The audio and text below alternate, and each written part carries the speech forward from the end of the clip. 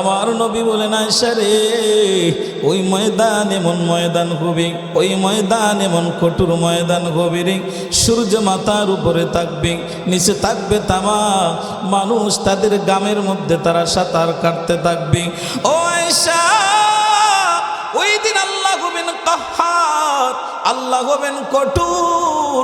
আয়েশা রে, তুমি যে চিন্তা করতেছো মানুষ মানুষের দিকে তাকাইবে না, মানুষ ওই ময়দানে নিজের চিন্তায় বিভোর থাকবে, নাফসি নাফসি বলবে, রব্বি সাল্লিম বলবে, রব আমাকে বাঁচাও, আমাকে বাঁচাও, আমাকে বাঁচাও, রব আমাকে রক্ষা করো, আমাকে রক্ষা করো, আমাকে রক্ষা করো।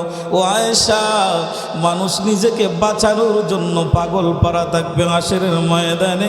আয়েশা রে, কেউ কারো দিকে তাকানোর সময় পাবে না। ইকতারাবা লিন্নাসি হিসাবুহুম ওয়া হুম ফি গাফলাতিন মুরিদুন। আল্লাহ রাব্বুল আলামিন বলেন, মানুষের হিসাব অতি নিকটে, মানুষের হিসাব অতি নিকটে, কিন্তু মানুষ গাফিল, মানুষ বেখবর হয়ে আছে, তাদের হিসাবটা অতি নিকটে চলে আসছে। মানুষ একবারও হিসাব মিলায় না, মানুষ একবারও চিন্তা করে না, তাকে হিসাব দিতে হবে, কিয়ামতের ময়দানে উঠতে হবে, দাঁড়াতে হবে। আল্লাহ রাব্বুল আলামিন এই পৃথিবীর জমিনের মধ্যে কোন স্থায়ী সামান্য কিছু সময় দান করেছেন। সামান্য সময় মানুষ পেয়ে দুনিয়ার জমিনের মধ্যে কত আশা আকাঙ্ক্ষা, কত ভরসা, কত কিছুই থেকে যায়। কিন্তু যদি আমরা চিন্তা করি, একটু যদি তাকাই, আমরা তাকায়া দেখব, আমার বাবা এই পৃথিবীর জমিনের মধ্যে ছিলেন, তিনি নাই। আমার মা ছিলেন, আজকে তিনিও বিদায় হয়ে গেলেন।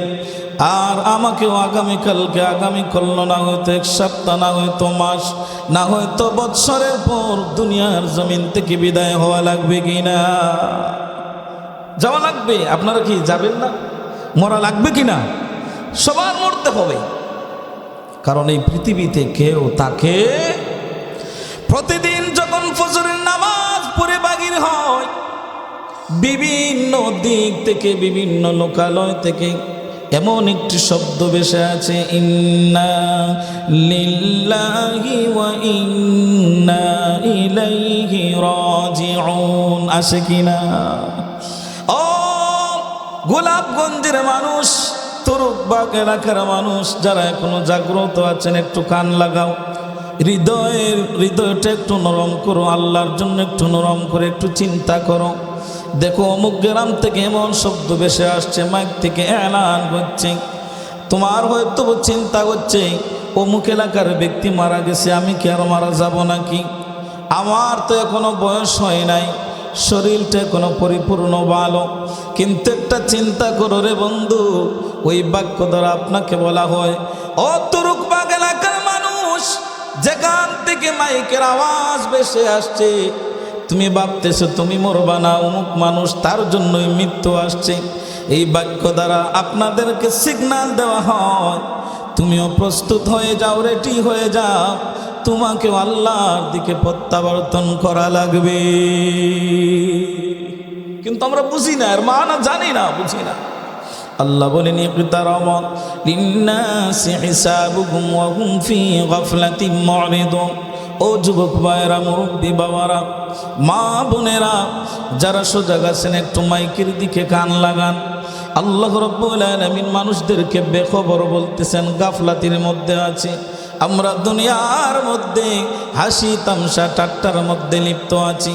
আল্লাহ এটাকে গাফলিয়াত বলতেছেন, মানুষ জানে না কিছু সময়ের মধ্যে তাকে হিসাব দিতে হবে। ও পৃথিবীর মানুষ, চিন্তা করে দেখো, তোমার হিসাবটা অতি নিকটে, অতি নিকটে। এই দুনিয়ার থেকে তুমি চলে যাইবা, চলে যাওয়ার পর আল্লাহ রাব্বুল আলামিন ওয়াদা করেছেন আবার তোমাকে জীবিত করবেন। আল্লাহ জীবিত করবেন কিনা? আমাদেরকে আবার জিন্দা করবেন কিনা? জীবনের হিসাব আল্লাহর সামনে দেওয়া লাগবে কিনা?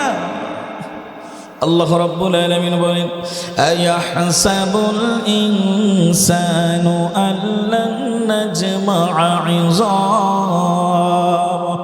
'ইযামা মানুষকে চিন্তা করে আমি আল্লাহ তাদের হিসাব নিব না। মানুষকে চিন্তা করে আমি আল্লাহ তাদের হিসাব নিব না, তাদেরকে একত্র করব না, তাদেরকে জমাত করব না। তারা কি এটা চিন্তা করে?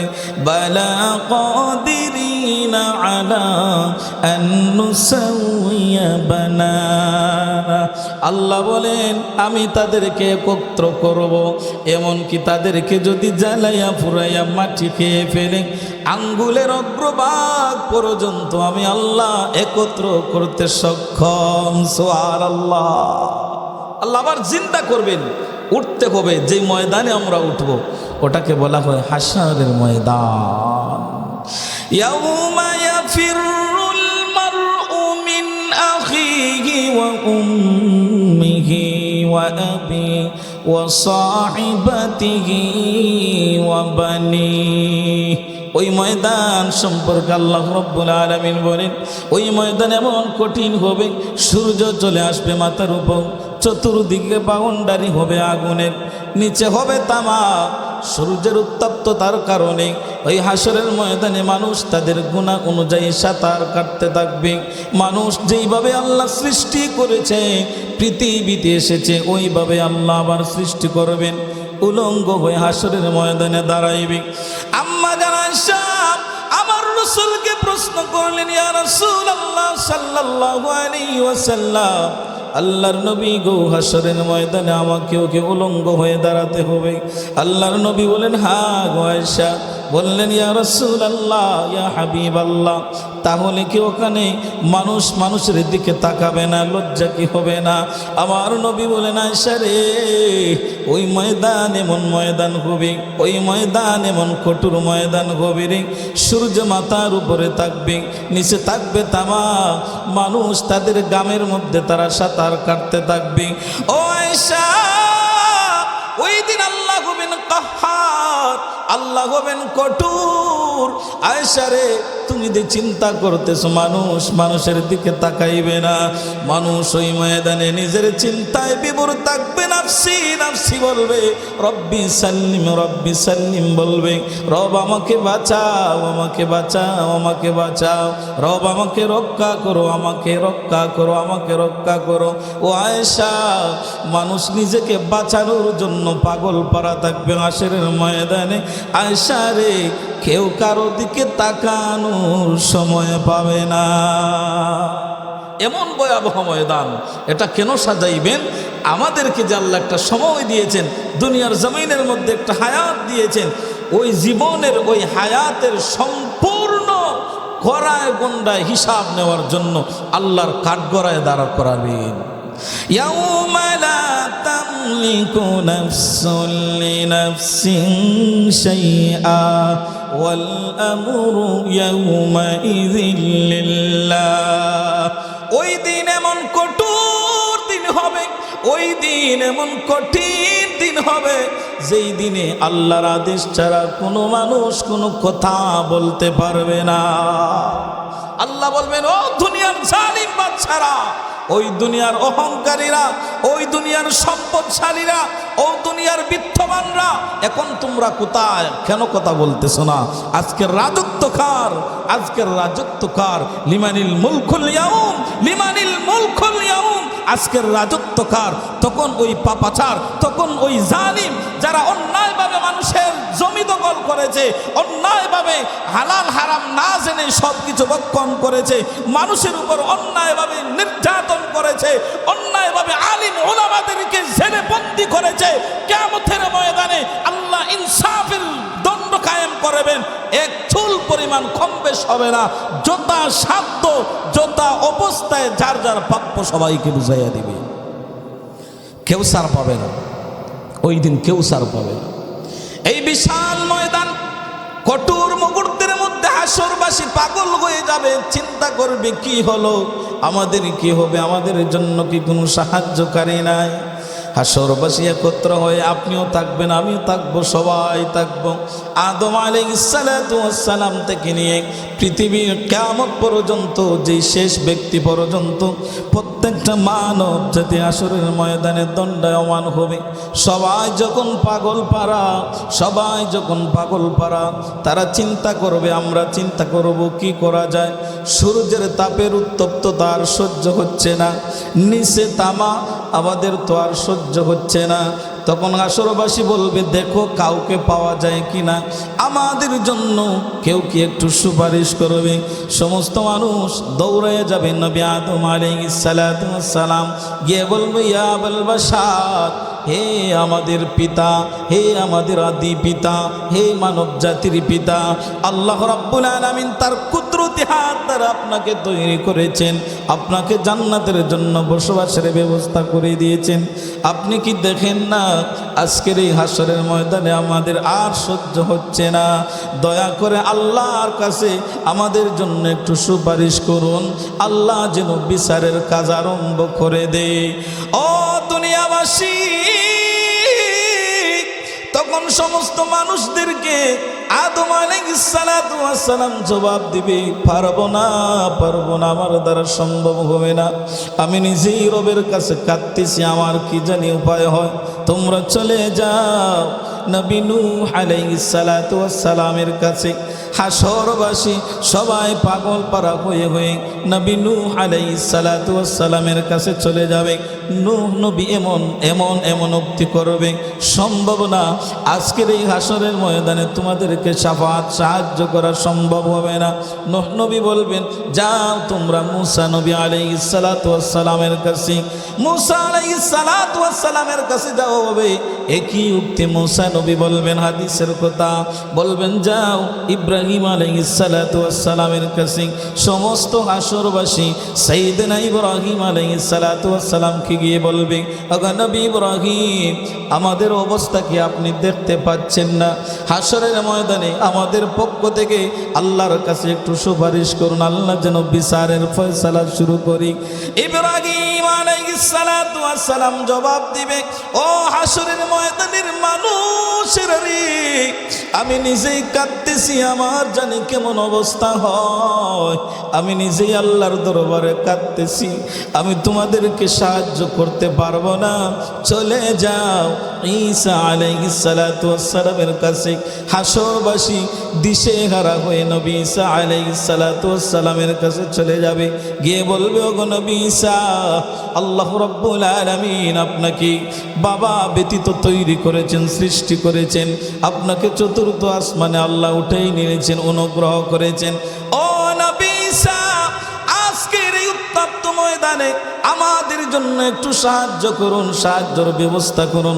ঈসা নবী বলবে, পারবো না, কিন্তু একজন ব্যক্তি পারবে, তোমাদেরকে বলে দিচ্ছি, চলে যাও সাইয়েদনা মুহাম্মাদুর রাসূলুল্লাহ সাল্লাল্লাহু আলাইহি ওয়াসাল্লামের কাছে। সুবহানাল্লাহ। সমস্ত হাসরবাসী শেষ পর্যন্ত আমার নবীর কাছে চলে যাও।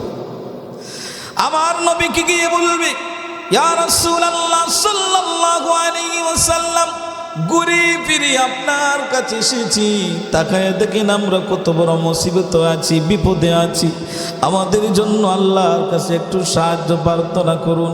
তখন আমার নবী সাল্লাল্লাহু আলাইহি ওয়াসাল্লাম উম্মতের জন্য, হাসরবাসীর জন্য সুপারিশ করার জন্য আল্লাহর আরশের ছায়ার নিচে তিনি সিজদায় পড়ে যাবেন আর আল্লাহর কাছে সাহায্য প্রার্থনা করবেন। আল্লাহ ওই দিন বলবেন, ইয়া মুহাম্মদ ইরফা সাকা হাল তুস্তা, ও আমার নবী, আপনার মাথা উঠান, আপনি চান যা চাইবেন আপনার চাওয়া আজকে গ্রহণ করা হবে। সুবহানাল্লাহ।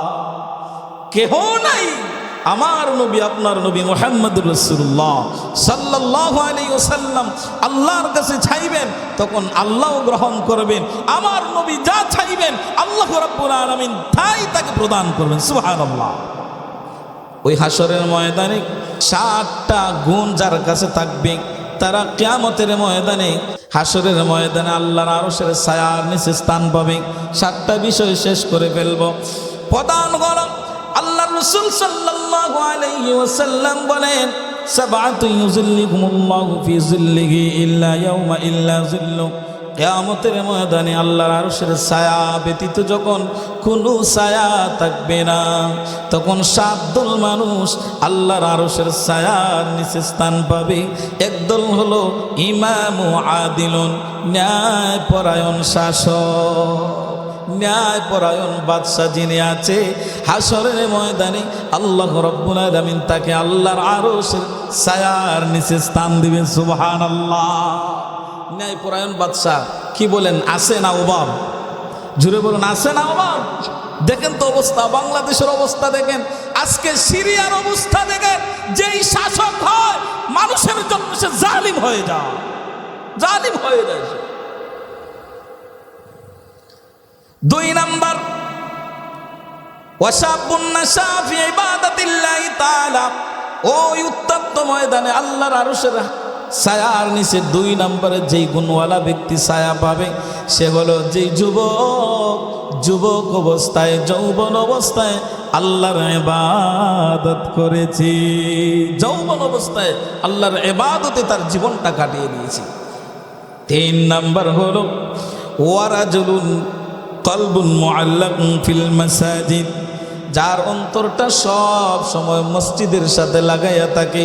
ফজরের নামাজ পড়েছে জোহরের অপেক্ষা করে, জোহরের নামাজ পড়েছে আসরের অপেক্ষা করে, এইভাবে মসজিদের সাথে যার মনটা মুতাআল্লিক থাকে, ওই ব্যক্তি কিয়ামতের ময়দানে আরশের ছায়ার নিচে স্থান পাবে। সুবহানাল্লাহ। 4 নম্বরে ওই ব্যক্তি আল্লাহর আরশের ছায়ার নিচে স্থান পাবে। ওয়ারাজুলুন তাহাব্বুন ফিল্লাহি ইজতামা আলাইহি ওয়া তাফাররাকা আলাইহি, যেই মানুষগুলো আল্লাহর জন্য কাউকে ভালোবাসে, আল্লাহর জন্য কাউকে ঘৃণা করে, এমন ব্যক্তি কিয়ামতের ময়দানে আল্লাহর আরশের ছায়ার নিচে স্থান পাবে। 5 নাম্বার, ওয়ারাজুলান দাআতহু ইমরাতুন, আল্লাহ রাসূল বলেছেন, কোনো মেয়ে কোনো ব্যক্তিকে আমন্ত্রণ করলো মন্দ কাজের জন্য, সে বলল ইন্নী আখাফুল্লাহ, আল্লাহর ভয়ে নাফরমানি থেকে বেঁচে থাকলো, এমন যুবক কিয়ামতের ময়দানে আল্লাহর আরশের ছায়ার নিচে স্থান পাবে। সুবহানাল্লাহ।